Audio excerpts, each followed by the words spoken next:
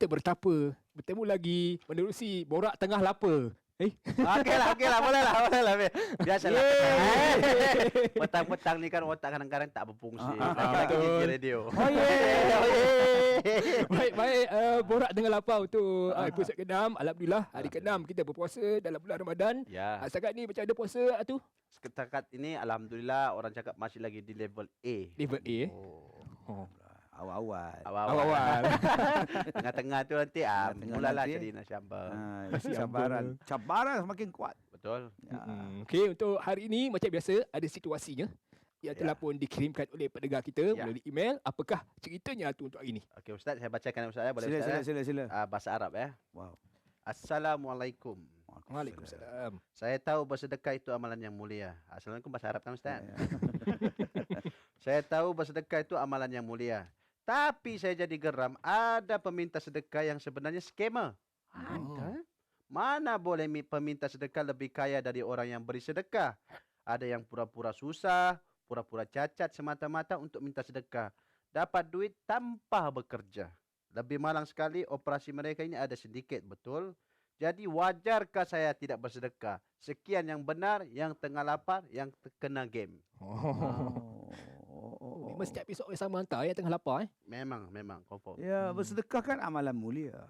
Tambah-tambah lagi dalam bulan Ramadan. Bersedekahlah kamu, wa anfiqu fi sabilillah. Bersedekahlah kamu, berinfaklah kamu pada jalan Allah dengan harta kamu, dengan jiwa raga kamu, tenaga kamu. Jadi bersedekah tu memang disuruh di dalam agama. Bakhil dan kedekut tu pula dilaknat. Okey, soalan dia Ustaz, kalau dia scammer macam mana Ustaz? Dia scam saya Ustaz. Ini pun masalah juga sekarang ni kan, banyak-banyak. Yang pertama sekali, betul ke orang susah tak dibela dalam negara kita? Ya. Zakat kita salurkan beratus-ratus juta. Jadi takkan dia tak dapat. Betul. Kan? Kemudian kita ada Ustaz Abid Liu lagi.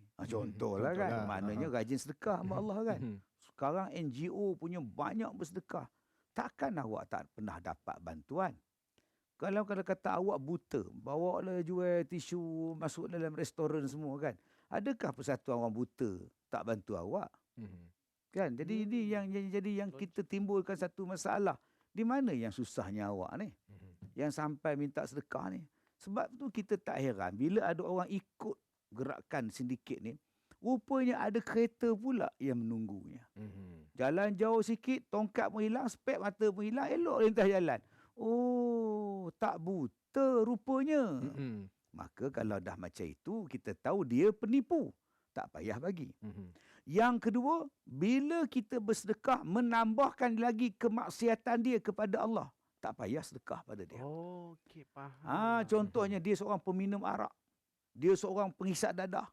Datang ada barang, ada RM2 ada. RM2 ada. Dia datang, apa RM2 apa? RM2. Relax, ada RM2. Tak luar pun ada RM2 ya. Kita tahu kita bagi tu bukan dia nak makan. Dia nak beli benda tu. Jangan bagi pada dia. Habis tu kalau tak nak bagi apa dia nak makan? Duduk sini. Kalau kamu tak ada makanan, aku belanja kau makan. Duduk. Bukan nak nasi, nak duit berada, nak duit. Faham lah, betul, duit. Maknanya dia bukan nak beli makanan. Dia nak beli benda haram tu. Jangan bagi. Jadi kita terlepas daripada tu lah. Tak ada dosa. Sebab kita tahu dia kalau dapat duit, dia akan minum arak. Dia akan dapat duit, akan beli dadah. Maka tak payah bagi pada dia. Jadi tapi jangan tak sedekah pada dia pula. Belilah nasi kat dia, nasi kadang kau makan. Buat tak nak nasi, nak duit, tak saya layan. Dia jangan bentuk duit lah, bentuk makanan. Boleh gantikan bentuk makanan pada dia. Saya, masa saya jadi naik pengurusi masjid, itu saya ni bang, nak balik Terengganu, tiket bas tak ada. Bagi dia bas. Ada, minta RM50. Nak beli tiket. Tak apa. Saya suruh Tok Siap, saya nama Samad. Samad kau bawa dia pergi stesen bas, belikan tiket untuk dia. Aku bukan nak tiket, aku nak duit. Tadi kata kau nak beli Terengganu. Nak pakai duit. Ini scammer nama dia. Ada orang yang scammer, dia tunjuk habis-habis sembahyang. Tuan-tuan, beg saya hilang. Dalam tu dompet semua hilang. Allah. Habis sembahyang maghrib. Allah, di mana awak letak? Di sini dekat tiang ni, tinggal seluar je, beg tak ada. Dia pun pergi report polis. Dia report, Tok Imam buat umuman lepas syak. Tuan-tuan, hamba Allah kita ni sahabat pada Johor, dia kecurian beg lepas maghrib tadi. Ini report polis dia, jadi kita sedekah lah. Dia ambil sejadah pakai on. Dia kumpul-kumpul sejadah, dia gulung. Hoi, ya, hoi. Rupa-rupanya dia ada 30 report polis. Bukanlah orang curi beg dia. Modus operandi dia ialah buat kelang kabut lepas sembahyang maghrib, kemudian pergi report polis, kemudian kata dia kena rompak. Padahal 30 kali report lah. Jadi berhati-hati. Scammer namanya. Scammer. Okey, Ustaz. Macam selalu orang nak sedekah dalam bentuk duit. Ya. Kalau kita sedekah dalam bentuk lain, macam contoh saya, orang datang minta sedekah, saya sedekahkan Al-Fatihah bentuk ni. Boleh tak Ustaz macam tu? Aku nak pergi cari kau dah lepas ni lepas keamanan dah bagi tahulah. Tapi ada orang yang kita tak sedekah, kita beli tisu. Dan dia tak minta duit, dia jual tisu. So kita beli tisu. Dia pegang anak dia pegang tongkat, anak dia pula buat tisu. Cik, tisu cik.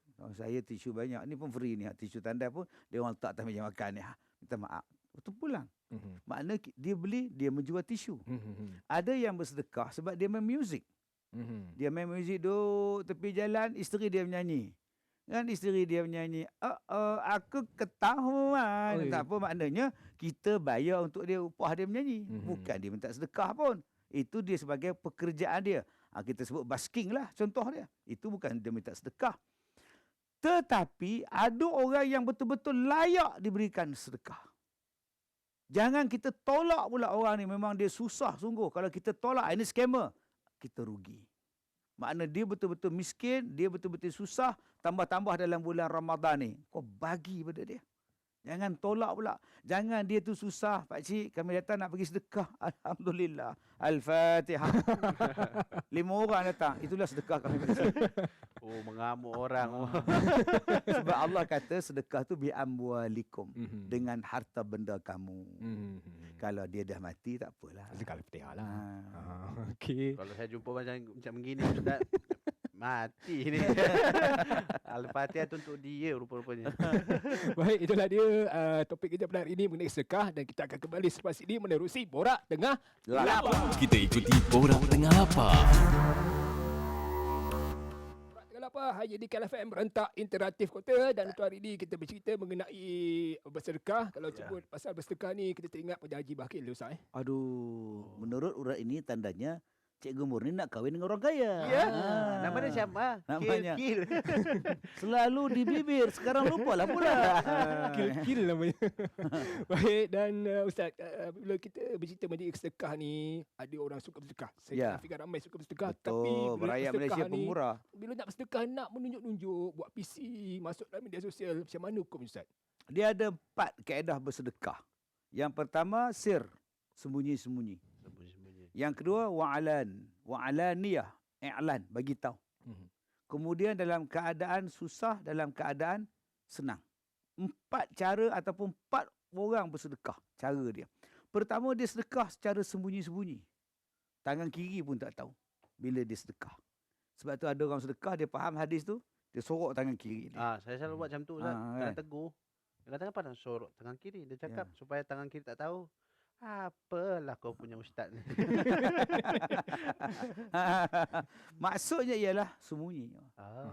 Bukan maksudnya dia kena sembunyi tangan kiri tu. Bukan. Saya nak sedekah ni.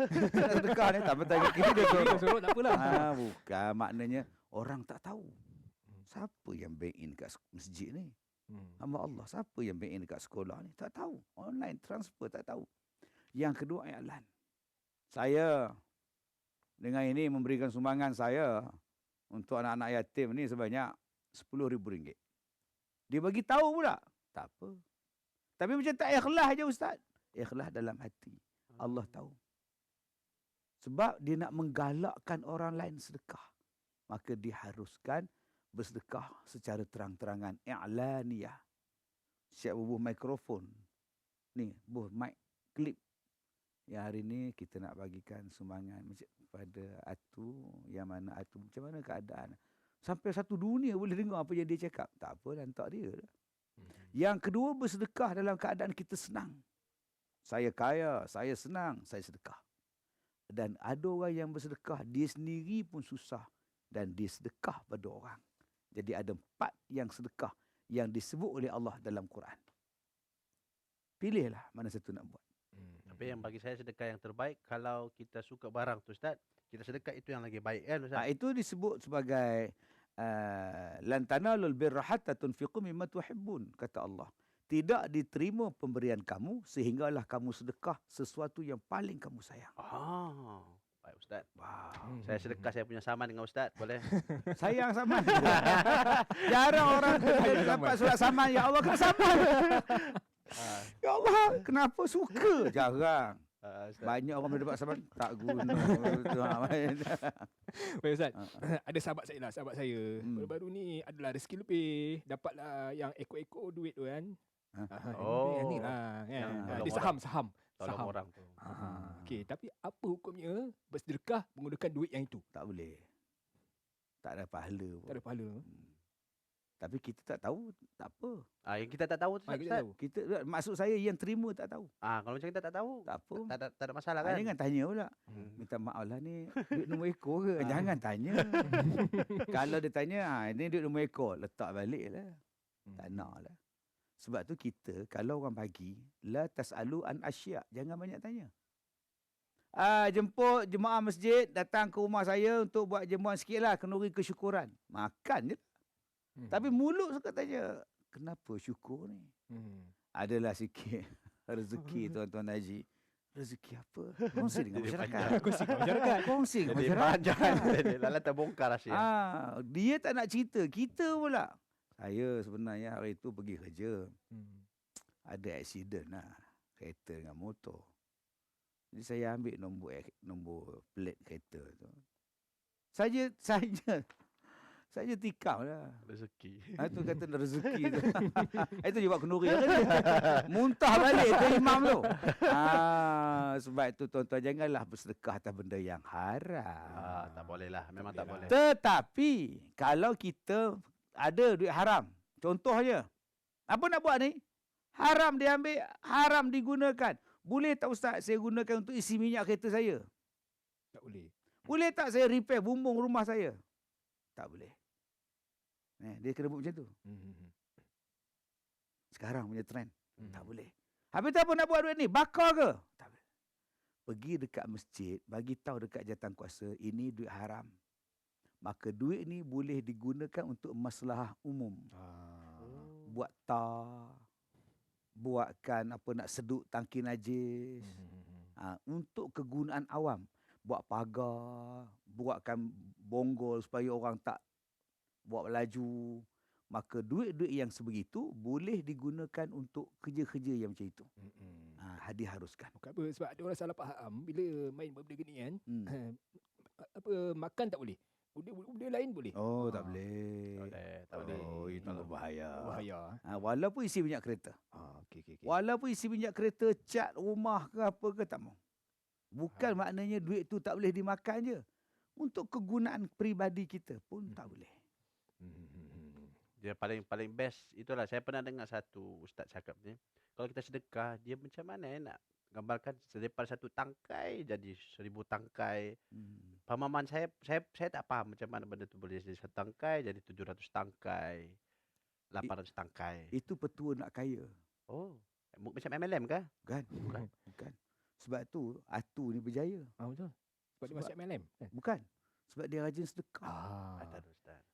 Dia beli bot lah, beli sampan lah, semua dia bagi kat orang. Alhamdulillah. Untuk orang kampung dia. Contoh. Sebab Allah kata perumpamaan orang yang bersedekah. Masalul ladzina yunfiquna amwalahum fi sabilillah kamasali habbatin ambatat sab'a sanabila fi kulli sumbulatin mi'atu habbah. Sekali kita bersedekah macam kita tanam sebiji benih. Tak tumbuh sebatang pokok. Ada 7 dahan. Setiap dahan ada 100 buah. Sekali sedekah 700 kali ganda. Itulah ilmu nak jadi kaya. Kalau orang tanya saya, Ustaz, apa petua nak jadi kaya? Bersedekah. Allah Ta'ala bagi rezeki. Bukan setakat orang Islam bersedekah, Allah bagi rezeki 700 kali ganda. Orang bukan Islam pun kalau dia sedekah, Allah bagi balasan dia dalam dunia. Jadi kalau nak kaya, Sedekah lah. Tapi ada juga yang mengatakan, saya suka sedekah. Tapi saya suka sedekah kat negara-negara miskin. Kita Syria ke negara-negara miskin lah. Tapi dekat negara sendiri kedekut. Macam mana Ustaz? yas'alunaka madza yunfiqun qul ma anfaqtum min khair falil walidain wal aqrabin wal yatama. Mereka bertanya, aku ada wang. Di manakah aku nak belanjakan wang aku ini? Walil walidain, falil walidain, mak bapak. Wal aqrabin, orang yang hampir dengan kamu. Wal yatama, anak yatim. Wal masakin, dan orang miskin. Lepas mak bapak, orang yang hampir dengan kamu. Isteri kamu, anak kamu, saudara kamu, sepupu kamu. Dah selesai ke belum itu? Selesai ke ya ini? Kadang-kadang kita duk nampak sejauh mata memandang. Tapi jiran sebelah rumah kita, selongkar tong sampah nak makan. Kita tak bagi. Kan sini ada YB. Mintalah dekat YB dia. Di sana tak ada YB ke? Sana yang kau nak bagi tak ada YB ke? Ada juga YB. Habis tu YB dia lah buat. Selesai kaya hampir ni. Dah selesai dah di sini. Memang di sini pun saya bagi Ustaz. Di sana pun saya bagi. Silakan. Silakan. Yang penting sedekah tu niat yang paling utama orang yang ada dekat dengan kita. Kita ni lah. Kita. Lepas ni tu, Apa? awak jok banyak kan? Saya tak sedekah. Tak sedekah. Saya tak sedekah. Baik, selepas ini banyak lagi isu yang bakal kita rungkaikan mengenai sedekah ni. Dan kita akan kembali selepas ini menerusi Borak Tengah Lapar. Jom kita ikuti Borak Tengah Lapar. Semoga apa yang kami sampaikan untuk hari ini memberikan semangat kepada anda untuk terus bersedekah kepada orang-orang yang memerlukan, insya-Allah. Dan hari ini kita berbicara mengenai sedekah. Dan kita masih lagi bersama-sama Datuk Ustaz Kazim Ilyas. Ustaz, boleh tak Ustaz ceritakan ganjaran yang bakal diterima andai kita bersedekah ni Ustaz? Ya, kalau dalam bulan Ramadan berlipat kali ganda. Banyak. Tu dapat pahala macam pahala wajib. Sebab tu kalau boleh jangan abaikan. Sekarang ni bulan Ramadan, jom kita sedekah. Kemudian kita ada sedekah wajib, nama dia zakat. Zakat dah bayar. Zakat fitrah. Awal lagi ni Ustaz. Awal lagi. Awal-awal tak kisah, jadi bayar. Di afdal pagi Syawal Ustaz. Afdal. Dia kalau patwa sendiri.